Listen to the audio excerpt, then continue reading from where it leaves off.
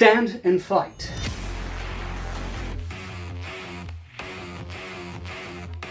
You might recognize this as the philosophy behind the new Doom, the Dark Ages.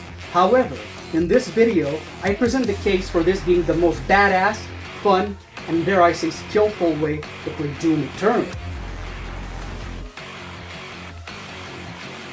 The rules are simple. While fighting demons, you either stand your ground, push towards the enemy, dodge or run around looking for resources in moments of crises.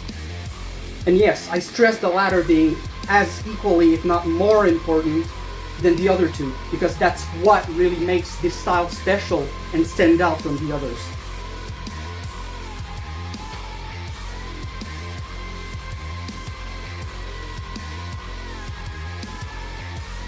You tank enemy attacks while using all your resource gathering tools, such as glory kills, the flame belch, and very often the chainsaw, even when you don't really need ammo. And I stress the chainsaw too, because it recharges very fast, and often faster than you really need it. So use it as much as you can, and keep fighting like you're invincible and have infinite ammo. I'm telling you, it just works. Right up until you're about to die. Only then can you pause your unrelenting assault and go around the enemy and try to get back to a stable or rising health state. The latter you sometimes find yourself in even while actively tanking attacks if you're lethal and resourceful enough. In practice, that might look like attack, attack, dodge, attack, no ammo or no health, so time to go look for some. Loop. You're trying your best not to maximize the amount of forward offense. That's another point I'm going to stress. It's not about being as aggressive as possible and maximizing attack and pushing towards the enemy. In fact, that's not the point at all. And it's important that I specify that because it might be what you assume this gameplay style is about. But it's not. It isn't at all. What you're instead aiming at is to minimize the amount of defense and minimize the amount of general movement as the basis for this gameplay loop. That's it. Very strangely enough, this ends up simplifying the gameplay loop down to a similarly lower level of complexity as the Dark Ages. No longer do you really have to think a lot and make so many decisions per second. You just fight, fight, fight.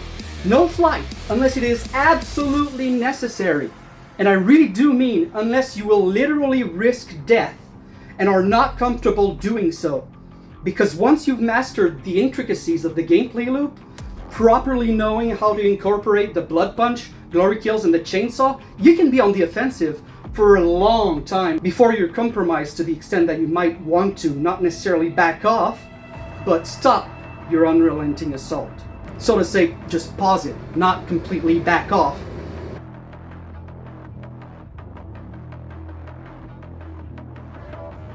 An iron tank, that's right.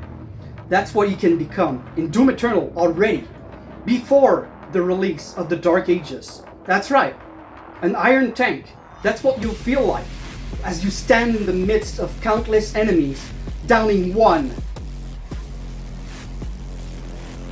after the other,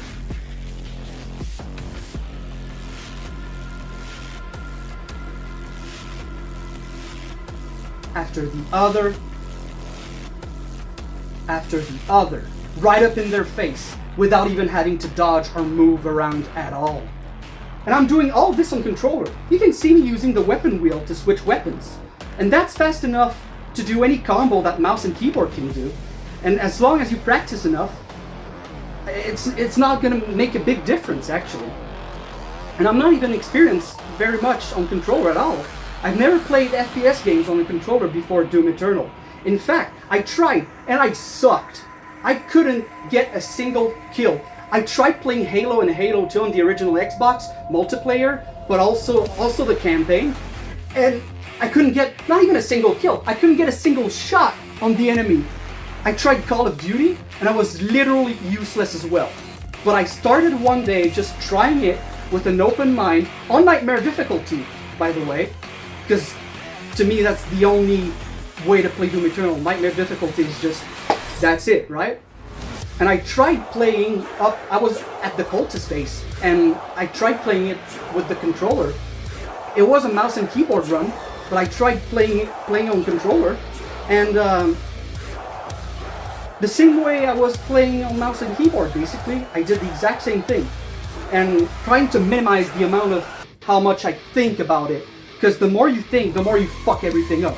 Just doing it, and just my mind making it calm, shutting up, the frustration, everything, just even that shit out, stop it, and go. And you know what? I died every so often, but I made progress. And I ended up thinking, this is possible. Left it there.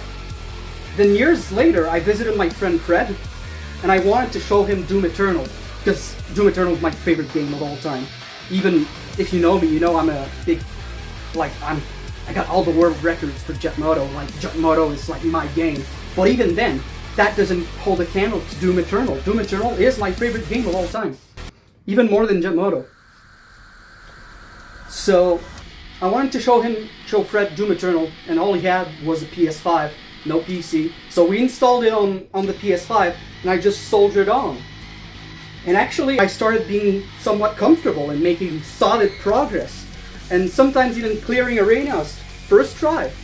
And by the end of the campaign, I realized I was somewhat in the same ballpark as being on par in terms of being able to just play the game and do it as I was on PC, on mouse and keyboard. And I knew it was thanks to my unique playstyle somehow. It was very effective and forgiving, and I had no idea why or how, but I knew that somehow it worked. And no, this is where you might start going, wait, I thought that you got inspired by the Dark Ages in coming up with this playstyle. You might even assume that it goes without saying that it gave me the idea for this playstyle. But no, fascinatingly enough, this is just what I've been working towards since the very beginning of my experience with Doom Eternal. And somehow, the evolution of Doom, the right answer to the combat puzzle and the power fantasy, was just the right answer. And both id Software and I came up with it independently of each other. And just as the game comes out, I come out with my theory on how to apply what ended up being the same philosophy to Doom Eternal. It just warms my heart. It makes me so happy because I always felt, so always said, that Doom Eternal is a perfect game. That there's nothing wrong with it. And it was the only game I ever felt that way towards. I didn't know why. Now I know why. Doom the Dark Ages was designed for this gameplay style because it was just better. Because it just was the next evolution. Was closer to perfection in what Doom is trying to do in the first place. And it works with it because it is the intended way. Doom Eternal wasn't designed to be played like this at all. If anything, it was designed for the opposite, moving around as much as possible. And yet, in the end, not only does it work to play it like Doom the Dark Ages, it ends up feeling like it was the answer all along. Was it secretly designed to work that way, through influence from what is the real forces of hell, into this world through people, concealed as inspiration and coincidences? Because the world is a simulation, and the people running the simulation, our shadow masters, got into our heads and made us do their bidding, and we are none the wiser and think that this is happening for our own different reasons? Hell. Oh. Hell. Oh. Hell. Oh. Zero. Nothing. Somewhat doing something. The origin for all creation. A glitch.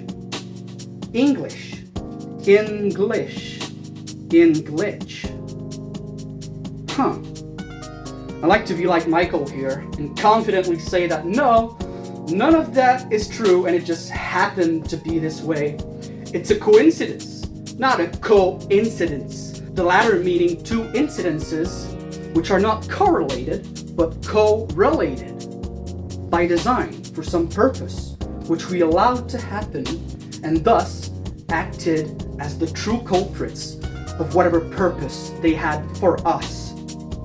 Good or bad, evolution, evolution, evolution, evil, the opposite of love.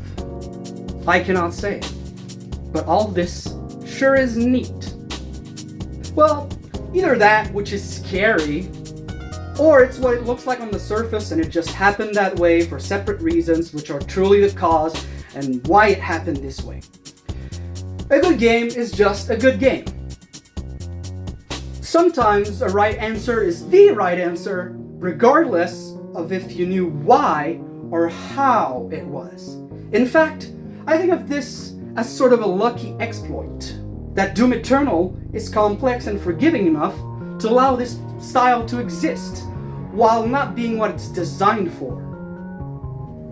Or maybe both. Both at the same time. Again, I cannot tell.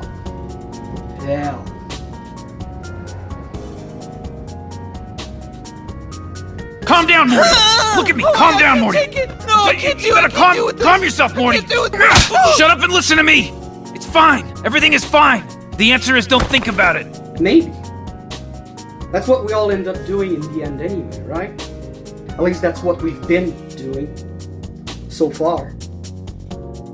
As would say one of my many best friends, Fred, again, Fred, pourquoi changer une recette gagnante? Why change a winning recipe? And so, regardless of any of that, this serves as the ultimate proof that Doom Eternal does not force you to play one way or another at all. Checkmate, game journalists. And as always, thanks for watching.